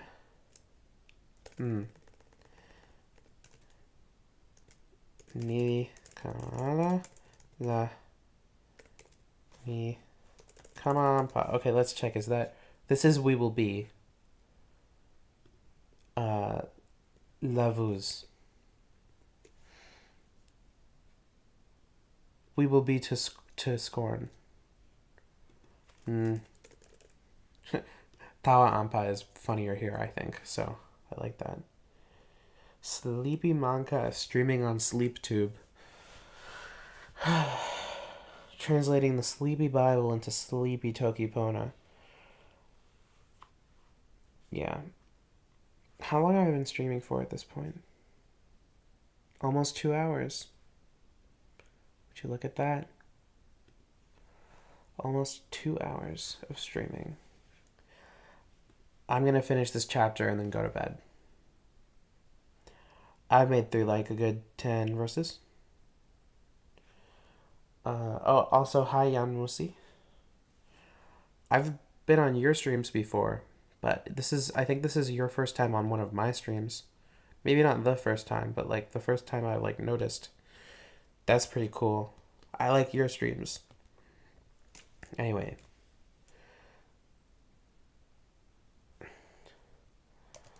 Osona? Mitawa e soeli lili ni? La sina.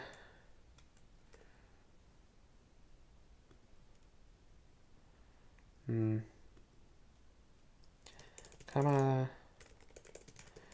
lili naona.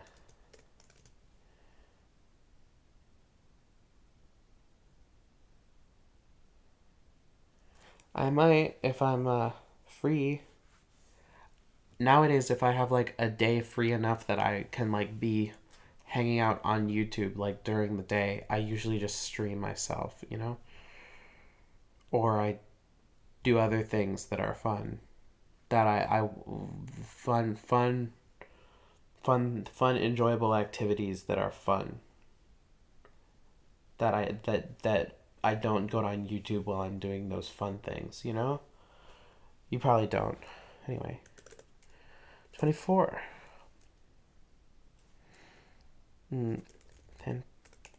Tempo moon 2-1. Ikama liweka. Ayan, itoki e ni. Tawayan Yehuda.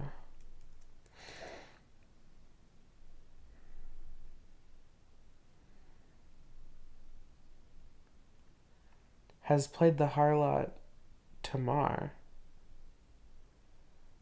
Wait, why does it say Ezekiel? No, that's annoying. Whatever. I know it's not Ezekiel.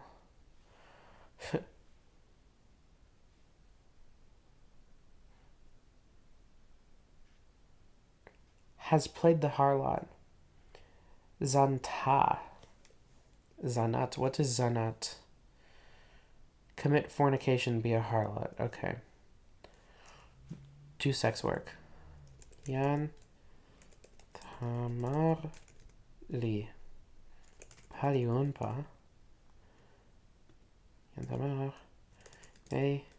Dimir Kamasina. Paliunpa. Ah. Kin. Osona. Onali yo insa. Ja, onali yo insa. La nasin pipariumpa.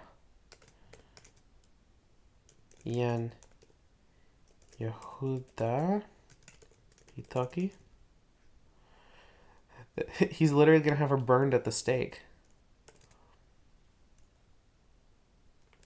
Kama. Kama. Outside ona. Kama ona tan insa. Ona kama. Sedi.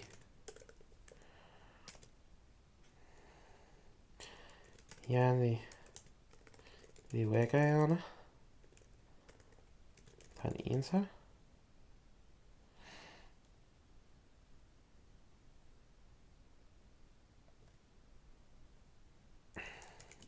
Tawa yan. Tawa mama mimie tu moliona. Yani toki yani. So this is the thing with she sent to her father-in-law saying means she's sending a guy to do this, probably, you know? Ano same. Or maybe she's sending for her father-in-law. I kind of like the one where she's sending a guy, you know? Because she's a girl boss. She can just do that, you know?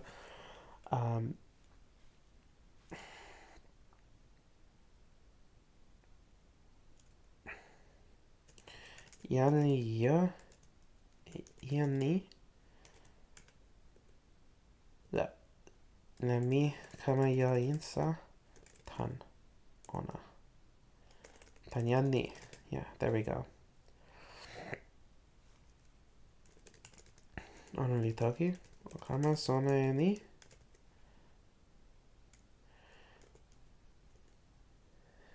Sigue Luca. And Niña.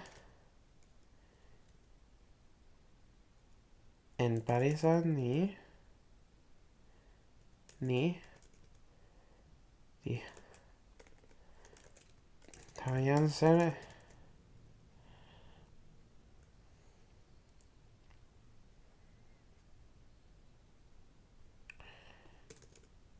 I'm gonna add ni to all of these.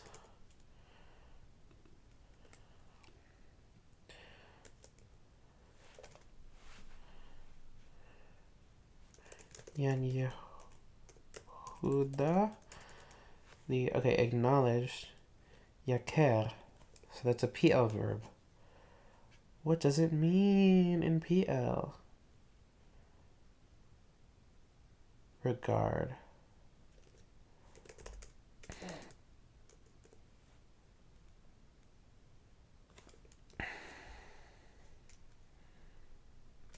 I think looking's fine here. Toki. Non hoka mi. Onani. Pona mutea. This, cause like, he promised her the thing. I didn't know this before. I've translated this passage before. I guess I just forgot about that part or never noticed it to begin with, even though I translated it. But like, she's like, he calls her more righteous because he realizes that she kind of like outsmarted him and like got him to give the thing that he promised. You know? Anyway. Tani.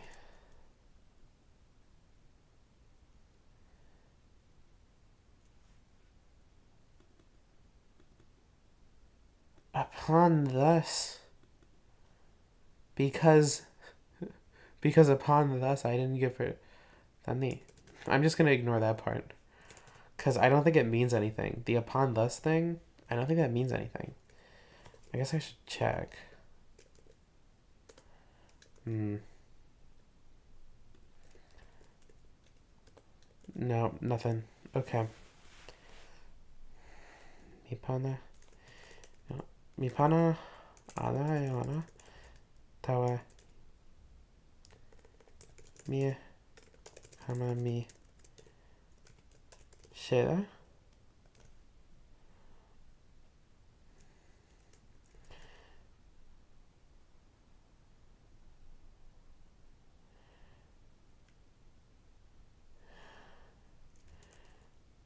Onari. Unpa.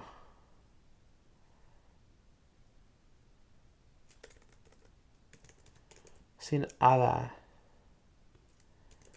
Okay, I should double check. Which is the one? This one. It's in Deuteronomy because I was looking at Deuteronomy because Deuteronomy is the funniest book ever. Honestly, I think I might like Deuteronomy more than more than Genesis, because the laws are just so funny. They're just so funny. Bamidbar is just people wandering around in the desert. Leviticus is like boring laws. Numbers is really funny. Okay, Exodus though,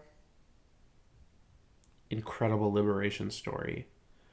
Makes me teary-eyed thinking about how like black communities love Exodus. Like the Christian chaplain at my college was telling me about this. Really cool. What was I looking for? 26.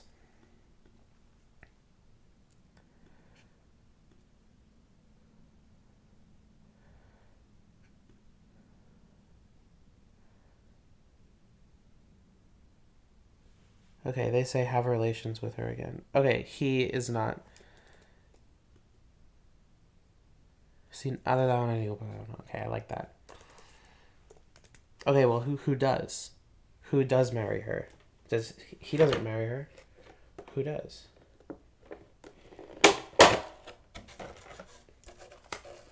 I'm eating another cookie because I deserve it.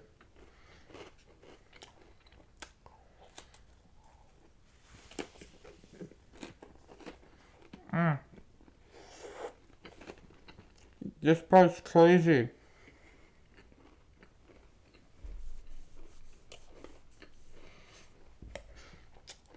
This part's insane. Okay. Tempo pipanayan. Yung sauna. Yantu. In sauna.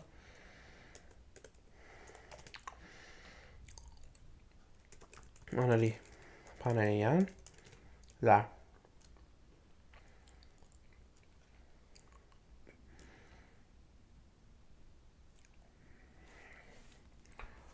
Tayan. One lipana Luca.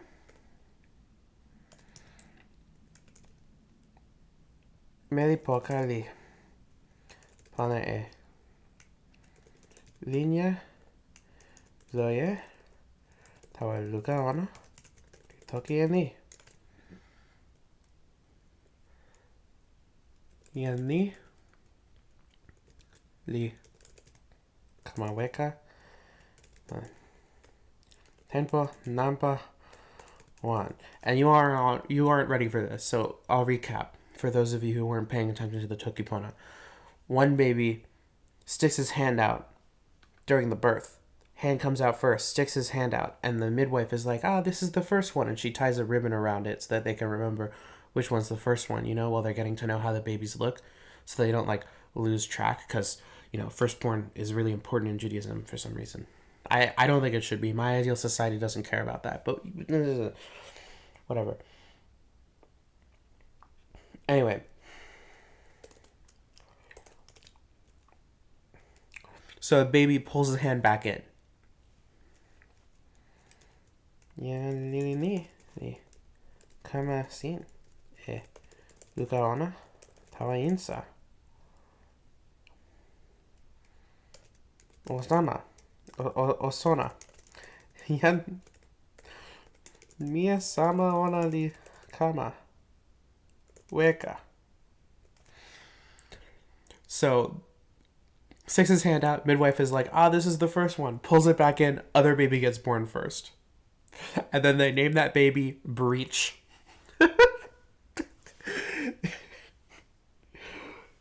Because Paretz means it is a breach. And then his name is Paretz, which is also the etymology of the commonly Hispanic name Perez, right? Perez.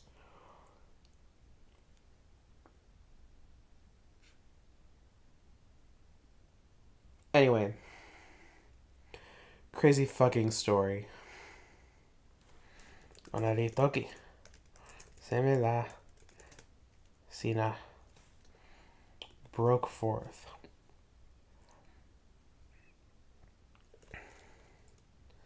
Kama weka.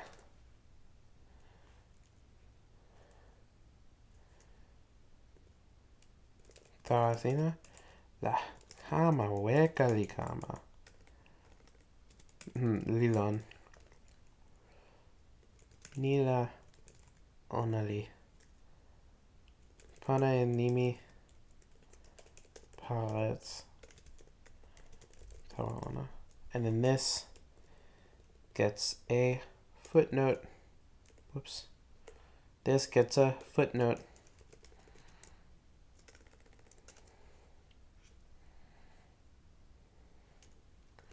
Kamaweka.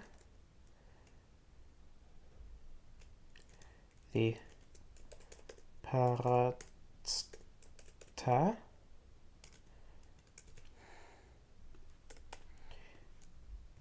The parats. Ni tan.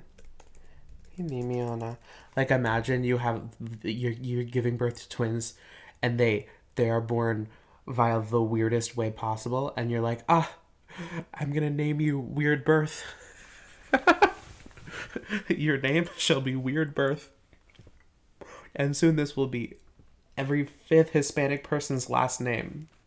And they'll have no idea. It's so funny. Non pini ni lahian sabanali. Hamaweka. Liyo e linya loye. Luka ona. Nimi ona li zarach. Okay. I am just curious what zarach means. Rising. Zera.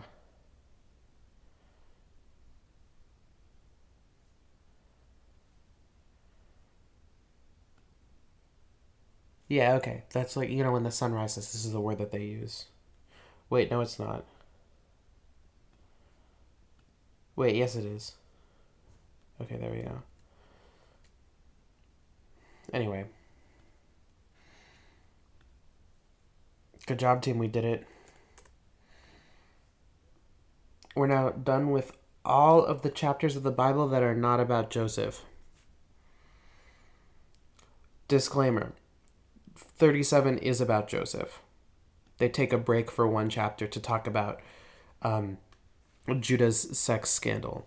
And then the rest of it is that Joseph goodness. Though honestly, I'm really excited for Deuteronomy because, oh my god,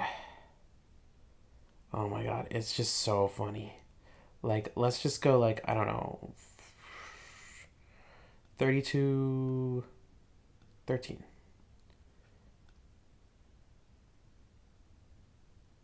No, this is a story. No, give me some of those weird laws. 22. If you see your fellow Israelite's ox or sheep straying, do not ignore it, but be sure to take it back to its owner. Okay. If they do not live near you, or if you do not know who owns it, take it back home with you and keep it until they come looking for it. Then give it back. Do the same if you find their donkey or cloak or anything else they have lost. Do not ignore it. If you see a fellow Israelite's donkey or ox fallen on the road, do not ignore it. Help the owner get it to its feet. A woman must not wear men's clothing, nor men... Okay. I actually know this one. I'm going to blow your minds, okay? A lot of people use this to justify transphobia, or like, say drag queens are bad. But here's my reading of it, okay? This word for man is gever. Gever comes from a root that means like to be strong and mighty. Or like to prevail. Prevail, be strong, be mighty as a noun. This is just the word for woman. So this isn't just any word for man. This is the strong, masculine, like jockey type, like warrior man, right? So my reading of Deuteronomy 22:5 is that a man should not... a masculine man should not wear women's clothes. But a femme man could wear whatever he wants. Yeah, buff dudes can't do drag according to the Bible, but then also like other guys can if they want to. God's literally just like, oh my god, you bears keep doing drag. Stop it. I don't know where I'll upload my project. I have like a while to decide that.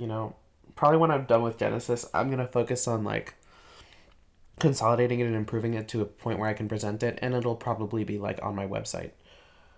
Um, but anyway, that's my queer reading of this line. Is that uh, if you're a bear or a hunk, no drag for you. But if you're anything else, all the drag you want. And then also, to be clear, I do think people should ignore this verse entirely because it's about what people should wear. I think anyone can wear anything, right? But anyway, those are my thoughts. What's the next one? If you come across a bird's nest on the side of the road, either a tree or on the ground, and the mother is sitting on the young or on the eggs, do not take the mother with the young. You may take the young, but be sure to let the mother go so that it may go well with you and you may have a long life. Wait. Okay, so never take the mother bird. When you build a new house, make a parapet around your roof so that you may not bring guilt of bloodshed on your house if someone falls from the roof. Oh, interesting. This part's about safety. Do not put two kinds of seed in your vineyard. If you do, not only will the crops you plant, but also the fruit of the vineyard will be defiled. Just defiled means... Oh, spoiled. Okay.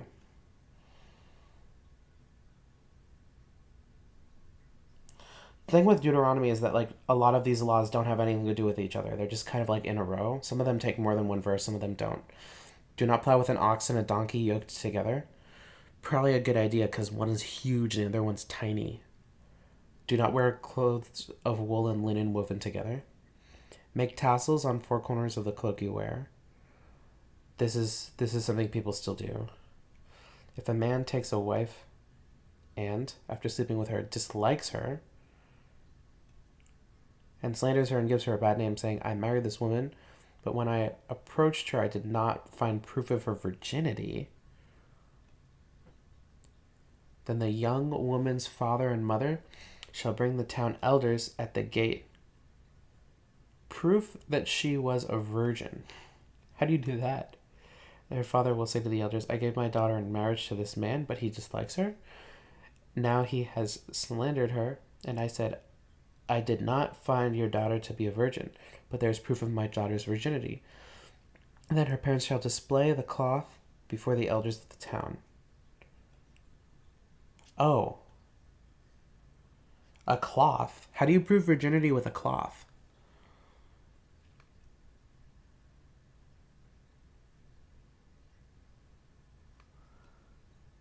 Am I missing something? And the elders shall take the man and punish him. And they shall fine him 100 shekels of silver and give them to the young woman's father, because the man has given an Israelite virgin a bad name. She shall continue to be his wife. He must not divorce her as long as he lives. What? That's not very nice to the woman. Anyway, however, if the charge is true and no proof of the young woman's virginity can be found, she shall be brought to the door of the father's house, and there the man of her town shall stone her to death. Oh my god. She has done an outrageous thing in Israel by being promiscuous while still in her father's house. You must purge the evil from among you. Oh my god. Oh my god. Okay, so Deuteronomy is pretty clear that sex before marriage is bad, even though in Ruth it literally happens. Like Ruth and Boaz fuck before they get married.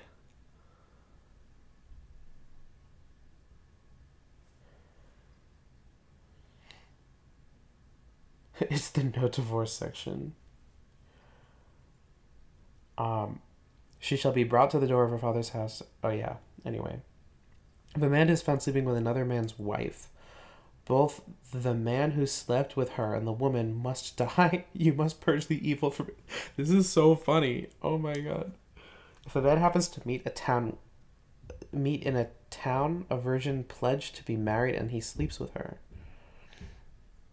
You shall take both of them to the gate of that town and stone them to death, the young woman because she was in a town and did not scream for help, and the man because he violated another man's wife. You must purge the evil from among.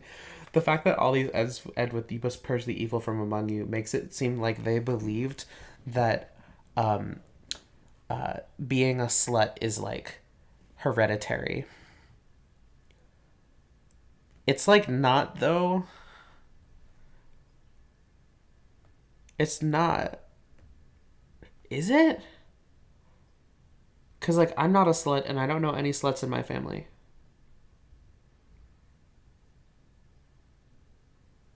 Huh. Huh, and I'm Jewish. Maybe it is hereditary and Deuteronomy worked. That's so stupid. Oh my god. It's like ejecting the imposter in Among Us. Which one of you had sex with a virgin? But if out in the country a man happens to meet a young woman pledged to be married and sexually assault her, only the man who has done this shall die. Okay, this one's good. I think this one's nice because it helps support women victims of sexual assault. But the previous one was totally victim blaming. Because like she's getting sexually assaulted and she's not calling out for help, so she deserves death because she wasn't like the perfect victim. Okay, anyway, do nothing to the woman; she has committed no sin deserving death. This case is like that of someone who attacks and murders a neighbor. For the man found the young woman out in the country, and though the betrothed woman screamed, there was no one to rescue her. I love Deuteronomy. Okay, Deuteronomy is my favorite book in the Torah now. Cause like Leviticus could never. Let's look at some random Leviticus, okay? It's gonna be bad. The Lord this is Moses and Aaron. If anyone who has a swelling or a rash or a shiny spot on their skin that may be a defiling skin disease must be brought to Aaron and the priest or to one of his sons who is a priest. The priest is to examine this is so boring. It's okay, is this all about leprosy? This is oh my god. Okay, alright. What about 24? The Lord says to Moses, command the Israelites to bring you oil of pressed olives from the light. Okay. See, Leviticus is just stupid. Deuteronomy, like, I don't know, Deuteronomy 6. Oh wait, no, this is the one that the Shema is in, right?